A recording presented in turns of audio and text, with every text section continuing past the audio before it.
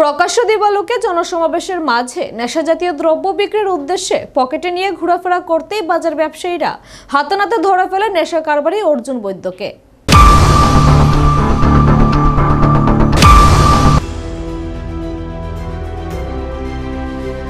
সোমবার সকালে ১ নং টিলাবাজারে এসেছিল নেশাজাতীয় দ্রব্য হেরোইন ভর্তি কৌটা নিয়ে বিক্রির উদ্দেশ্যে। তখন বাজারের কিছু ব্যবসায়ীর সন্দেহ হয় অর্জুন বৈদ্যের ঘোরাফেরা দেখে, সাথে সাথে তাকে আটক করে তল্লাশির পরে নেশা কারবারি অর্জুন বৈদ্যের পকেট থেকে ৩০টির ওপর হেরোইন ভর্তি কৌটা উদ্ধার হয়।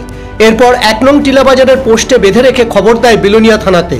পুলিশ আসার পর বাজার ব্যবসায়ীরা নেশা সামগ্রী সহ কুখ্যাত নেশা কারবারি অর্জুনকে তুলে দেয় পুলিশের হাতে। এই অর্জুন বৈদ্য দক্ষিণ জেলার নেশা কারবারিদের মধ্যে অন্যতম। এক প্রকার দক্ষিণের নেশা সাম্রাজ্যের কিং বলা যায়। দক্ষিণের বিভিন্ন জায়গা জুড়ে নেশা সাম্রাজ্যের জাল বিস্তার করে রেখেছে সে। বাড়ি বিলোনিয়া থানাধীন এলাকায় ত্রিপুরা বাজার সরকার টিলা এলাকায়।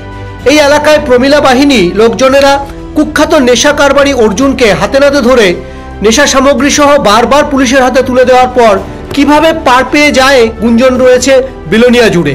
এলাকার জনগণের অভিযোগ, অনেকগুলি কৌটা ভর্তি হেরোইন সহ অর্জুন বৈদ্যকে পুলিশের হাতে তুলে দিলেও থানাতে যাওয়ার পর সেই হেরোইনের কৌটা হয়ে যায় আটা, ময়দা, হলুদ এবং লবণের কৌটা। তাই অর্জুন বৈদ্য পার পেয়ে যাচ্ছে বলে গুঞ্জন রয়েছে। এই অর্জুন বৈদ্য হেরোইন সহ বিভিন্ন ধরনের ড্রাগস কারবার করছে যুব সমাজের কাছে। বর্তমান সরকার যেখানে যুব সমাজকে নেশার করাল গ্রাস থেকে মুক্ত করতে চাইছে, সেখানে অর্জুন বৈদ্যের মতো কুখ্যাত নেশা কারবারিরা যুব সমাজকে নেশার দিকে ধাবিত করতে চাইছে। জনগণ চাইছে এনডিপিএস অ্যাক্টের মামলা সংশোধন করে আরো কঠোর নির্দেশিকা নিয়ে আইন প্রণয়ন হোক, যাতে নেশা কারবারিরা ছাড় না পায়।